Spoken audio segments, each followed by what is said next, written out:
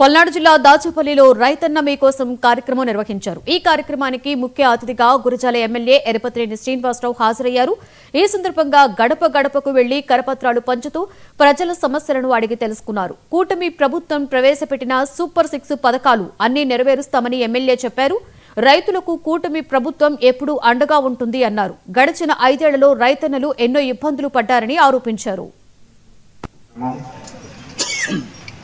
గౌరవ ముఖ్యమంత్రి నారా చంద్రబాబు నాయుడు గారి ఆదేశాల ప్రకారం రాష్ట్ర వ్యాప్తంగా కూడా ఈ కార్యక్రమం ఈరోజు 3వ రోజు మన నడికోడి గ్రామంలో జరుగుతోంది.